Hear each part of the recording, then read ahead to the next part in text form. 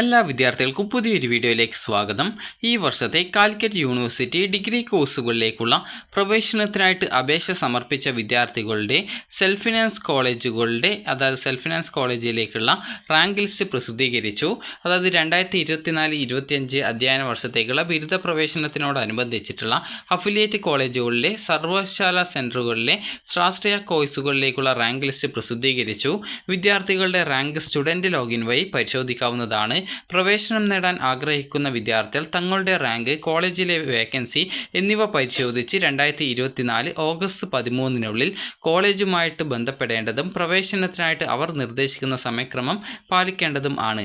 അപ്പോൾ പ്രസ്തുത റാങ്ക് ലിസ്റ്റിൽ നിങ്ങൾ ഉൾപ്പെട്ടിട്ടുണ്ടെങ്കിൽ നിലവിൽ 2ാം സപ്ലിമെൻ്ററി അലോട്ട്മെൻറ്റിനായിട്ട് കാത്തിരിക്കുന്ന വിദ്യാർത്ഥികൾക്ക് അലോട്ട്മെൻറ്റ് പ്രസിദ്ധീകരിച്ച് അഡ്മിഷൻ ആരംഭിക്കുന്നതുവരെ പ്രവേശനത്തിന് ഹാജരാവാൻ സമയം അനുവദിക്കുന്നതിനായിട്ട് അതത് കോളേജുകളോട് ആവശ്യപ്പെടാവുന്നതാണ് എന്നുള്ളത് പ്രത്യേകം സൂചിപ്പിച്ചിട്ടുണ്ട്. ഇനി നമുക്ക് ബാക്കിയുള്ള ഡീറ്റെയിൽസിലേക്ക് നോക്കാം.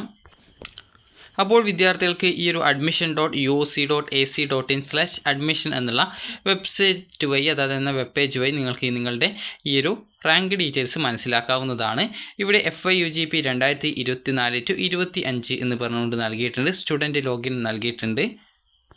അപ്പോൾ വിദ്യാർത്ഥികൾക്ക് ഇവിടെ കാണാൻ സാധിക്കും സ്റ്റുഡൻറ്റ് ലോഗിൻ ക്ലിക്ക് ഹിയർ എന്ന് പറഞ്ഞുകൊണ്ട് കാണാം. ജസ്റ്റ് അതിൽ ക്ലിക്ക് ചെയ്യുക. ക്ലിക്ക് ചെയ്ത ശേഷം വിദ്യാർത്ഥികളുടെ ഈ ഒരു ക്യാപ്പ് ഐഡിയും അതുപോലെ തന്നെ സെക്യൂരിറ്റി പിന്നും നൽകി ലോഗിൻ ചെയ്യുക. ലോഗിൻ ചെയ്ത് കഴിഞ്ഞാൽ വിദ്യാർത്ഥികൾക്ക് പിന്നീട് വരുന്ന പേജിൽ നിന്നും നിങ്ങൾക്ക് ഈ ഒരു റാങ്ക് ഡീറ്റെയിൽസ് മനസ്സിലാക്കാവുന്നതാണ്.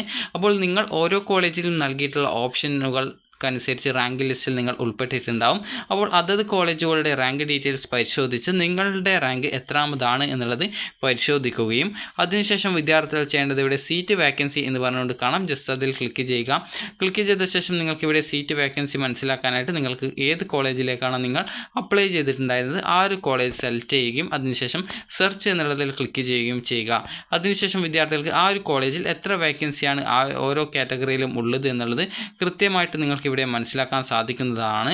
അപ്പോൾ നിങ്ങൾ ഈ ഒരു രീതിയിൽ കൃത്യമായിട്ട് ആ ഒരു നിങ്ങൾ ഓപ്ഷൻ വെച്ചിട്ടുണ്ടായിരുന്ന സെൽഫ് ഫിനാൻസ് കോളേജിലെ വേക്കൻസികൾ ഇതേ രീതിയിൽ പരിശോധിച്ച് നിങ്ങൾക്ക് അവിടെ സീറ്റ് വേക്കൻസിക്ക് അനുസരിച്ച് നിങ്ങൾക്ക് അഡ്മിഷൻ ലഭിക്കാൻ സാധ്യതയുണ്ടോ എന്നുള്ളത് കൃത്യമായിട്ട് മനസ്സിലാക്കുക.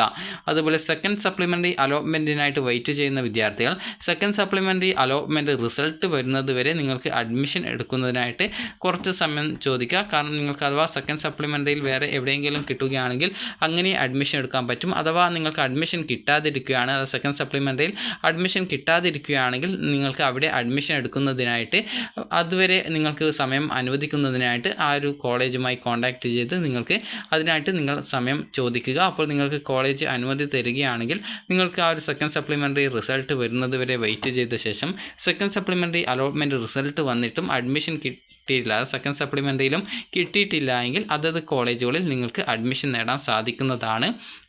അപ്പോൾ വിദ്യാർത്ഥികൾ ഓരോ കോളേജിൽ നൽകിയുള്ള ഓപ്ഷൻസ് കൃത്യമായിട്ട് മനസ്സിലാക്കുകയും ആ ഒരു കോളേജിൽ നിങ്ങളുടെ റാങ്ക് മനസ്സിലാക്കുകയും അതുപോലെ തന്നെ ആ ഒരു റാങ്ക് ലിസ്റ്റിൽ എത്രാം സ്ഥാനത്താണ് നിങ്ങൾ, അതുപോലെ തന്നെ ആ ഒരു കോളേജിൽ എത്ര വേക്കൻസീസ് ആണുള്ളത്, അവിടെ നിങ്ങൾക്ക് അഡ്മിഷൻ കിട്ടാൻ സാധ്യതയുണ്ടോ എന്നുള്ളത് കൃത്യമായിട്ട് മനസ്സിലാക്കുകയും അത് നിങ്ങൾക്ക് ആവശ്യമെങ്കിൽ ഈ ഒരു സെക്കൻഡ് സപ്ലിമെൻ്ററിക്ക് വെയിറ്റ് ചെയ്യുന്ന വിദ്യാർത്ഥികൾ ആണ് എങ്കിൽ സെക്കൻഡ് സപ്ലിമെൻ്ററി റിസൾട്ട് വന്ന് അഡ്മിഷൻ എടുക്കാൻ സാധിക്കുന്നതുവരെ, സെക്കൻഡ് സപ്ലിമെൻ്ററി റിസൾട്ട് വരുന്നതുവരെ അതുവരെ നിങ്ങൾക്കൊരു അവസരം നൽകുന്നതിനും നിങ്ങൾ കോളേജിൽ ചോദിക്കുക, അതായത് കോളേജിൽ പറയുക.